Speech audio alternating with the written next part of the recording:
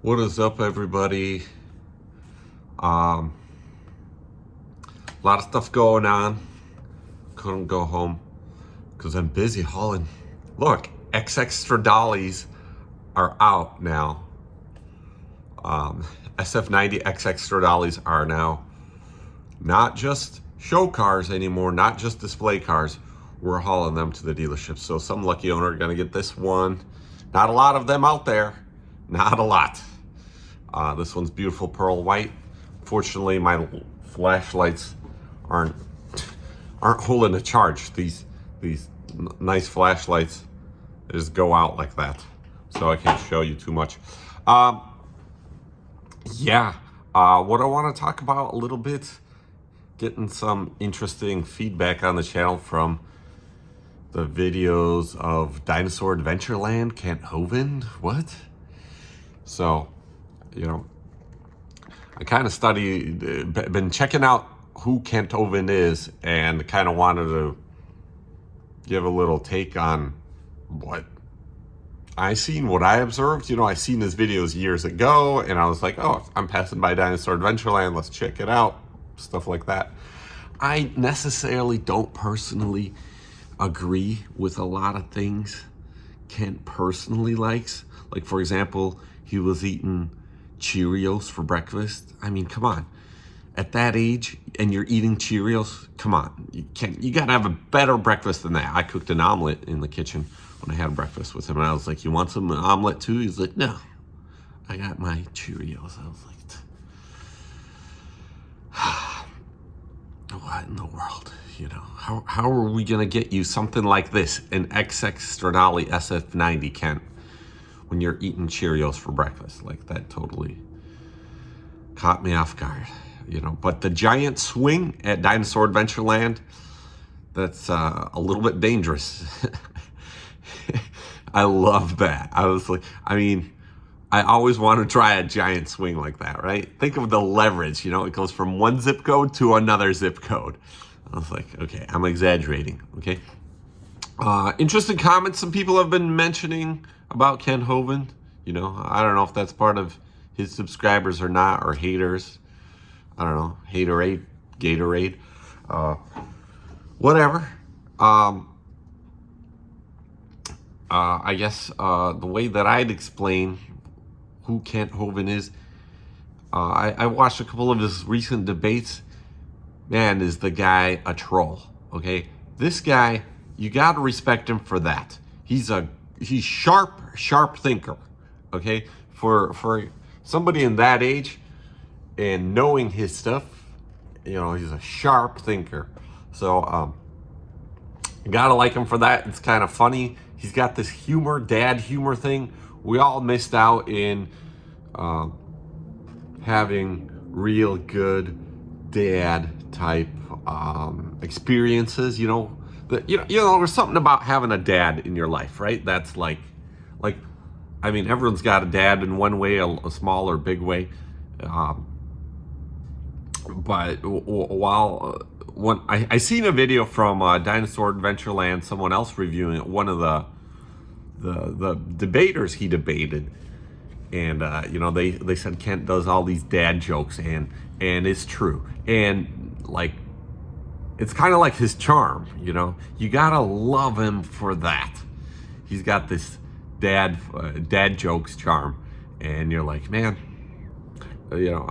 it's kind of like when you go to a car show and you see the Corvette guys, and they have these dad jokes, whenever they get through their "my Corvette is best Corvette" type,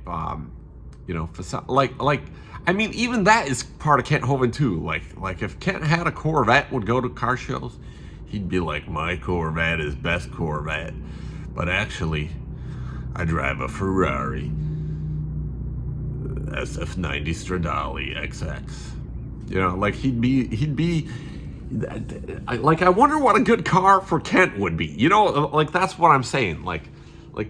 Because with cars, you could really understand people's personalities and see who they are. And I'm thinking, Kent doesn't really care for much for cars, but I was like, man, what if money wasn't an issue, and Kent had a car, which one would best suit? You know what I mean? Like, imagine he goes to one of these boutique car sales places, right?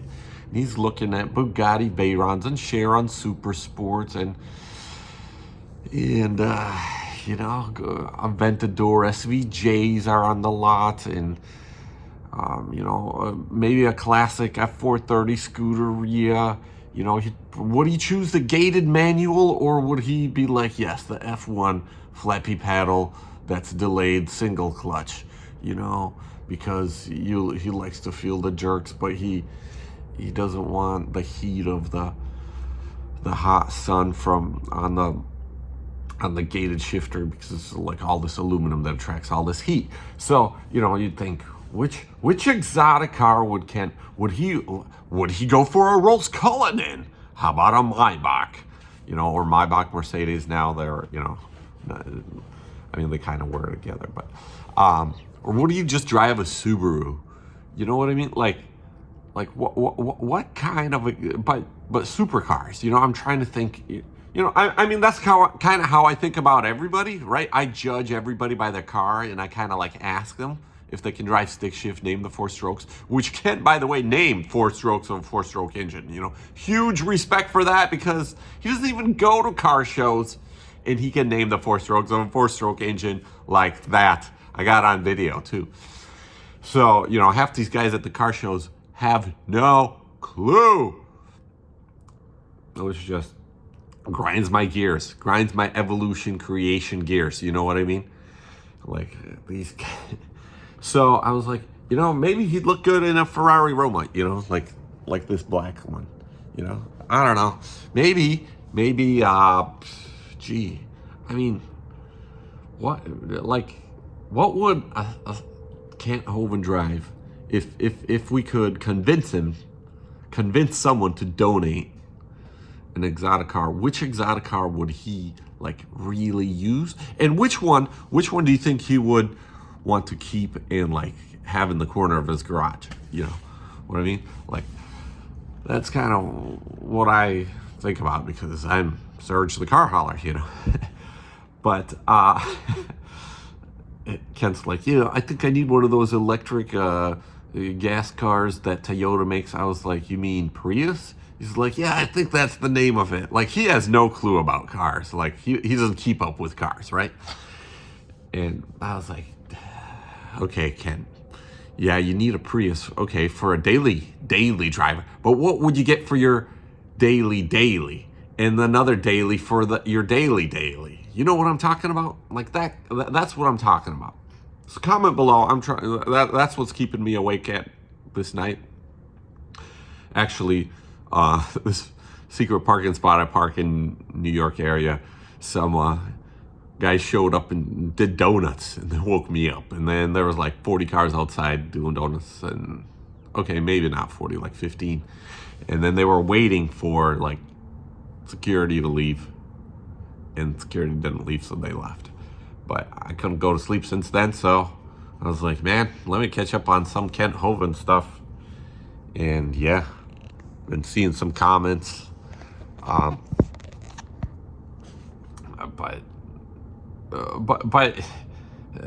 watching some Kent's debate. And honestly, I think it all boils down to language. You know what I mean? And I don't think Kent has his language all correct. I mean, he still says kids all the time, which children are not. Children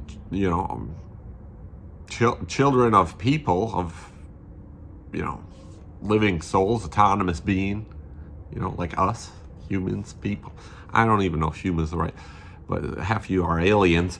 But they are not baby goats. Okay, baby goat is what the definition of a kid is. I mean, maybe calling your children puppies or kittens or calves or cubs, might be a cute name, but don't call them kids unless you are a horned goat. You know what I mean?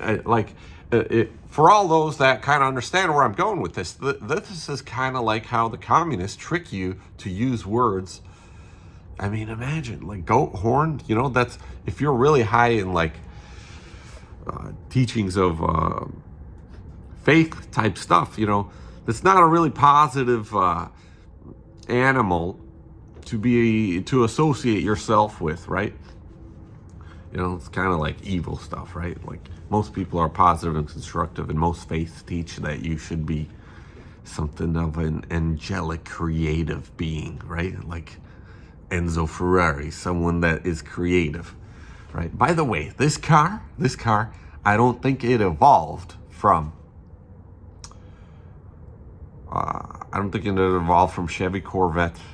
I don't think it even evolved from Ford Mustang, or even a Porsche.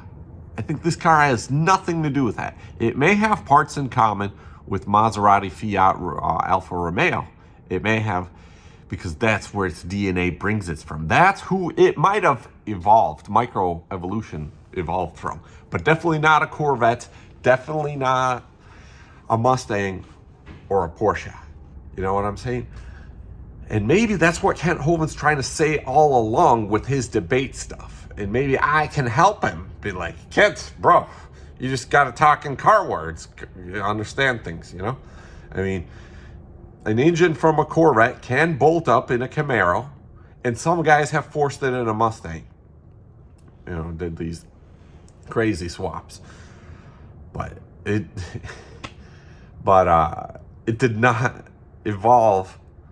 It may have evolved from General Motors Corporation, right?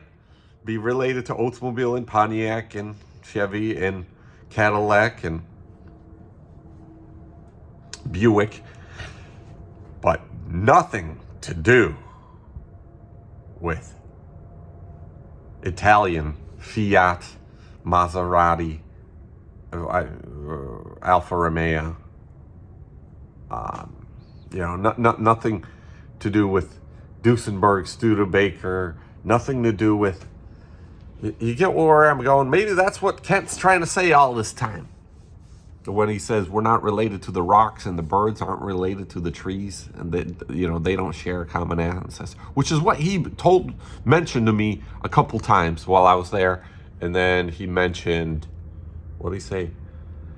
The worldwide flood. He kept talking about the worldwide flood over and over, repeating it in his chart. And I was like, you know, he does have a point. Flooded cars, you find a car flooded, a repairable flooded car. Man, that car looks much older, much older than it is. And so the science applies to cars too. You know, like look at Tavares trying to fix that flooded McLaren. Boy, oh boy, it's taking a long time. Yeah. So a lot of people, you know, science smart people say some crazy things happened. Some big problems happened that wiped out the dinosaurs and, you know, possibly civilizations and all this stuff back then that, you know, Kent gets into from what he understands. And they're right. Something happened. Something must have happened. Maybe it was a flood. I'm just saying. You know, maybe it was a flood that knocked out the dinosaurs. So yeah. Anyways, who's going to SEMA? Let me know if you are. And street racers, stay away from my truck when I'm trying to sleep. Man, what a long night.